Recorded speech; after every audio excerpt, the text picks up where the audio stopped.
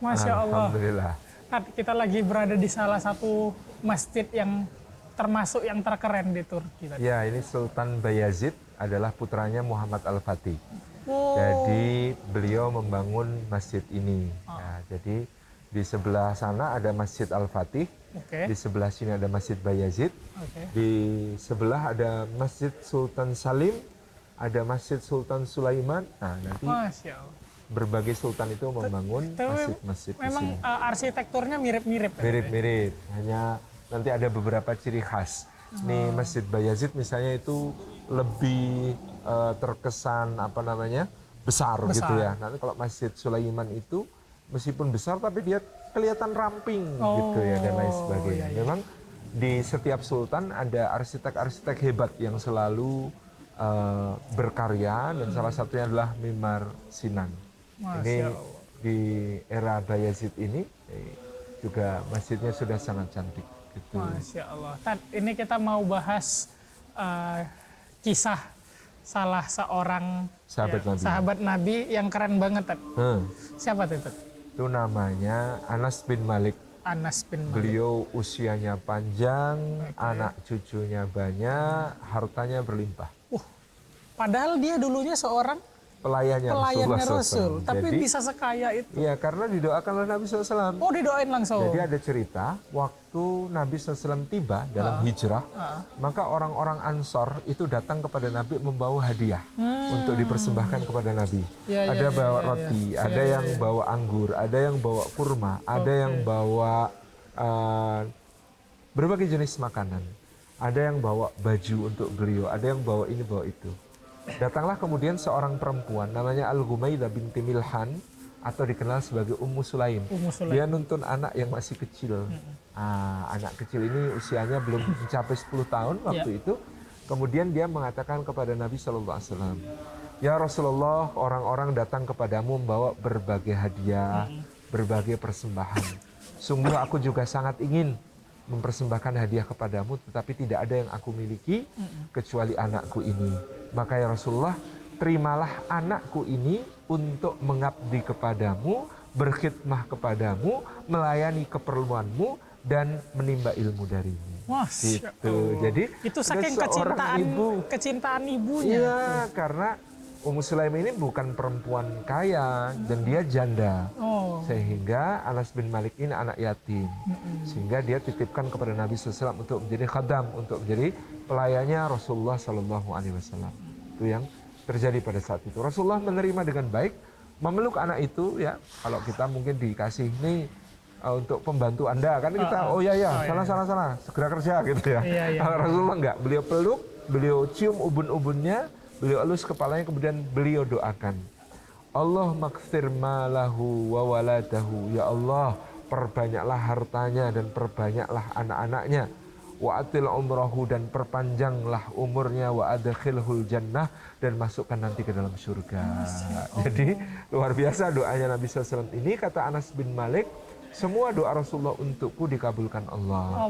Dia mengatakan hartaku banyak karena kebun orang lain berbuah setahun sekali, kebun-kebunku berbuah selalu 2 kali atau lebih dalam setahun.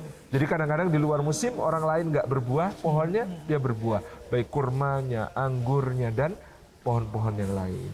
Kemudian beliau mengatakan, aku juga diberi Allah anak cucu yang banyak. Dia yang mengatakan anak beliau sampai 106 orang. 106 orang? Iya, karena beliau menikah dengan 4 perempuan. Kalau ada yang meninggal, menikah lagi. Karena usianya panjang.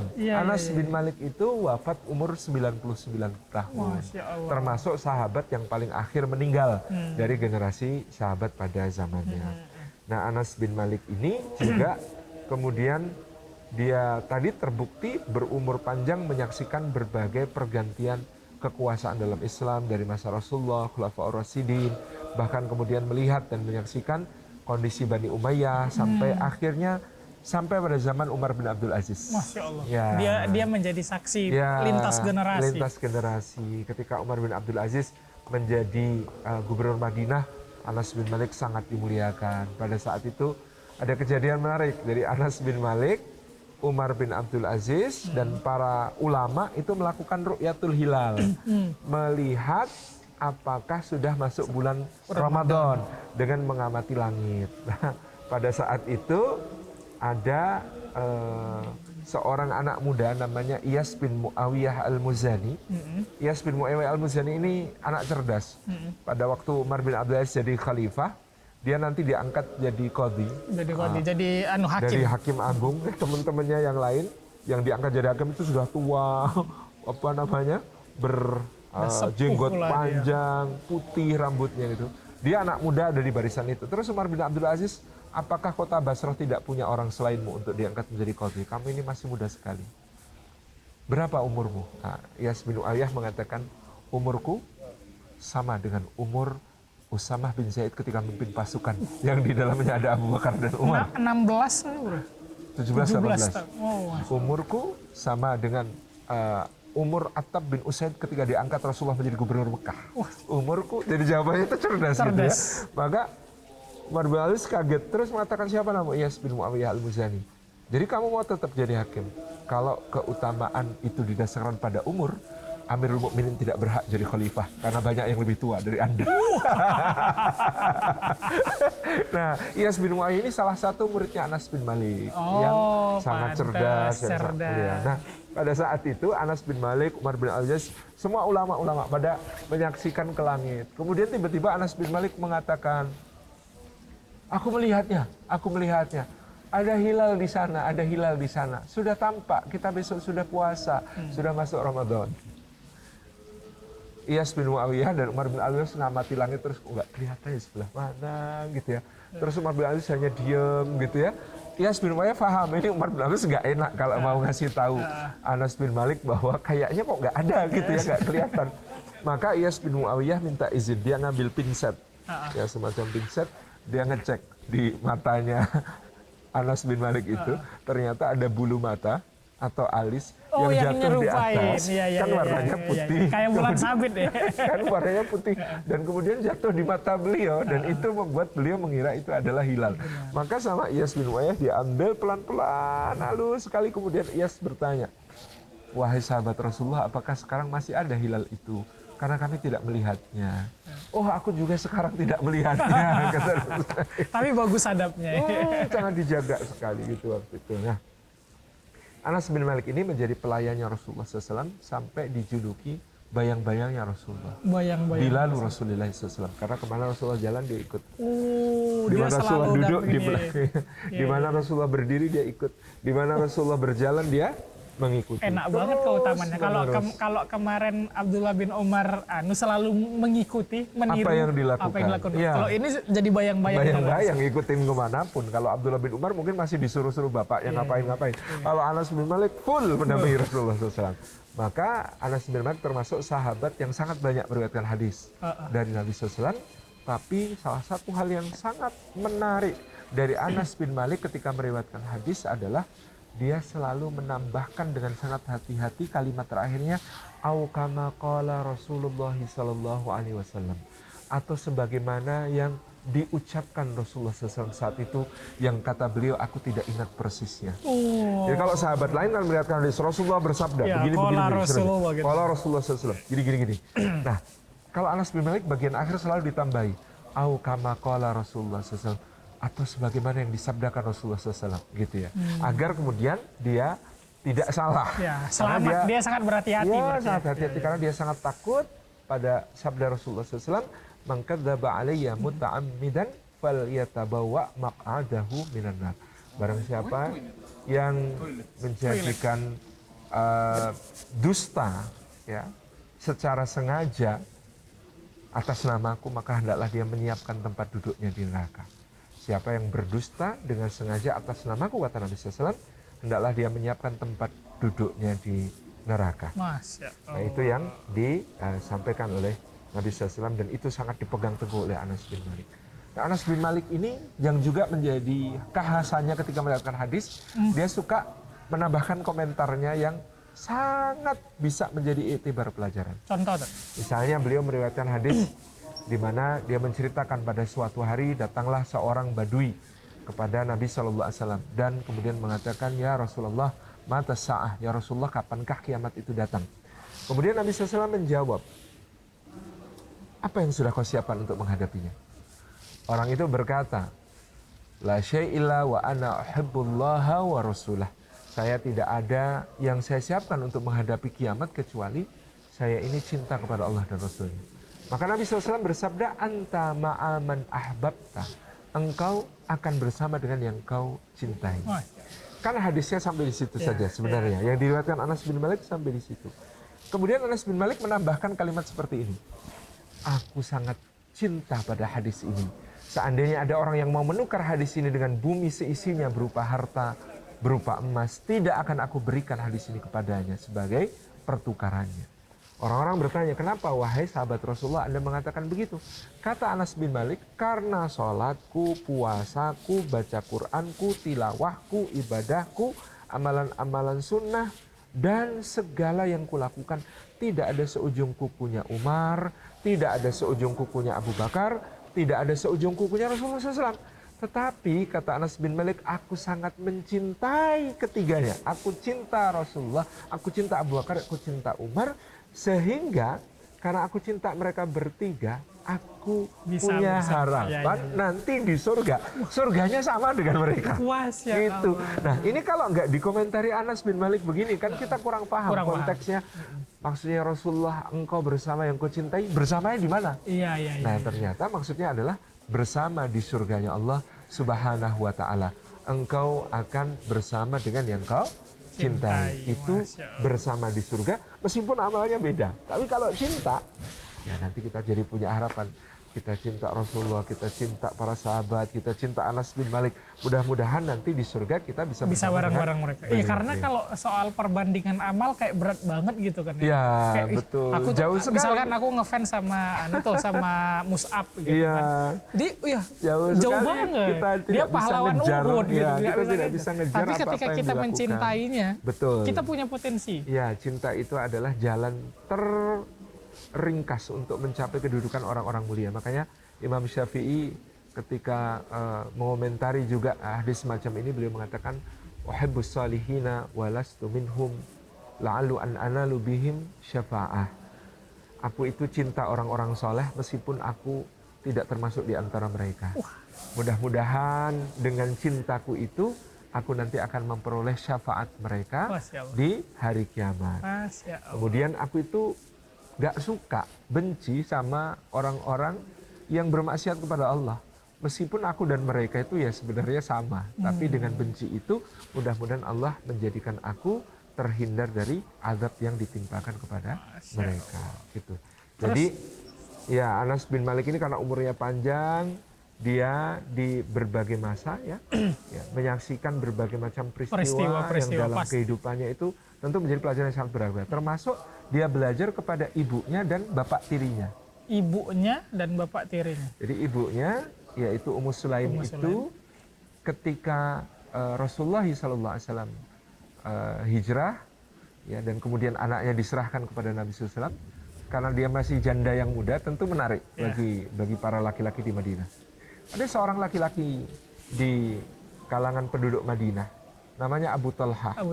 Itu akhirnya melamar Ummu Sulaim. Ketika dilamar oleh Abu Talha, Ummu Sulaim itu mengatakan begini, wahai Abu Talha, engkau lelaki yang tidak dapat ditolak karena ketampananmu, karena kekayaanmu, karena nasab muliamu. Aku tidak punya alasan untuk menolakmu. Tetapi sayang, aku seorang muslimah, engkau masih seorang yang musyrik menyembah berhala. Seandainya, wahai Abu Talha, engkau masuk Islam, maka cukuplah keislamanmu itu menjadi mahar untukku. Aku tidak akan minta yang selain itu. Nah, makanya kemudian ternyata betul Abu Talha setelah berulang-ulang memikirkan, ya mempelajari tentang Islam, akhirnya dia mantap masuk Islam, kemudian menikah dengan Ummu Sulaim. Iya. Nah, dari pernikahannya aja udah romantis. Iya, kemudian berlanjut ketika kemudian Abu Talha dan Ummu Sulaim itu menikah, mereka punya anak. Adiknya Anas, adiknya Anas masih kecil, kemudian anak kecil ini sakit. Kemudian diceritakan oleh Anas bin Malik, ketika anak itu sakit, ya ayah tiriku yaitu Abu Talha memiliki urusan perdagangan di kota lain. Maka kemudian Abu Talha bingung, ini kalau saya tinggal gimana, anak saya sakit, nanti kalau saya pergi terus ada apa, dan lain sebagainya. Lalu Ummu Sulaim membesarkan hati Abu Talha dan mengatakan, pergilah karena Allah dan titipkanlah anakmu kepada Allah, karena Allah lebih mampu menjaganya daripada kita. Maka berangkatlah Abu Talha dengan tenang, ya, ngurus urusan selesai, ya, kemudian dia kembali pulang. Ternyata ketika Abu Talha masih dalam perjalanan pulang itu, anak itu meninggal dunia. Anak itu meninggal, kemudian Ummu Sulaim mengatakan, jangan beritahu siapapun. Anak itu lalu dimandikan, kemudian dipakai pakaian bersih, diletakkan di tempat tidurnya, seakan-akan sedang tidur, rumah dihias, diwangikan, Ummu Sulaim memasak makanan terbaik, kemudian dia mandi, berdandan untuk suaminya.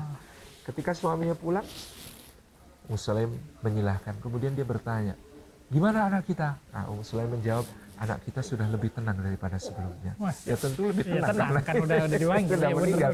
Kemudian Abu Talha ngecek ke kamar, oh iya tidurnya nyenyak. Akhirnya kemudian karena Ummu Sulaim masak makanan lezat, makanlah. Kemudian setelah selesai makan, Ummu Sulaim ternyata dandan cantik gitulah. Maka Abu Talha kemudian dan Ummu Sulaim berhubungan suami istri. Setelah suaminya tenang, ya, rileks setelah hubungan suami istri, baru Ummu Sulaim mengatakan, wahai suamiku, menurutmu bagaimana kalau kemudian ada seorang menitipkan barang pada orang lain sampai batas waktu tertentu. Lalu ketika hari hanya jatuh, pemilik mau mengambil kembali barang itu. Apakah yang dititipi boleh keberatan? Boleh komplain? Kata Abu Talha, enggak boleh komplain karena itu kan miliknya yang punya, harus dia kembalikan. Gitu ya. Maka kemudian Ummu Sulaim menjelaskan, kalau begitu ketahuilah anak kita milik Allah, dititipkan kepada kita, dan sekarang pemilik itu telah mengambil kembali apa yang dititipkannya kepada kita. Tapi dia bijak banget. Kaget Abu Talha kan, ya kenapa baru sekarang ngomong, aku sudah kayak begini, basah gitu kan. Akhirnya kemudian paginya itu setelah dimakamkan, Rasulullah mendoakan, Ummu Sulaim, Abu Talha curhat sama Nabi SAW. Ya Rasulullah, Ummu Sulaim tuh loh, masa gini-gini saya nggak dikasih tahu sampai terjadi begini-begini. Rasulullah bertanya sambil tersenyum, apakah semalam kalian pengantinan? Nabi SAW tanya begitu, Abu Talha menjawab, iya. Maka semoga Allah menganugerahkan untukmu anak sebagai ganti yang lebih baik dari Allah Subhanahu wa Ta'ala dari malam kalian. Maka kemudian ternyata waktu itu lahir anaknya Abu Talha yang kemudian ya menjadi orang bertakwa, orang mulia, anaknya banyak, berkah, semuanya penghafal Quran, semuanya. Jadi sampai generasi cucunya semua penghafal Quran, gitu ya. Karena keberkahan doa Nabi SAW dan keberkahan wanita solihah. Ummu Sulaim, luar biasa. Ummu Sulaim ini senantiasa menjadi tempat konsultasinya juga Anas kalau dia menghadapi berbagai urusan, berbagai persoalan.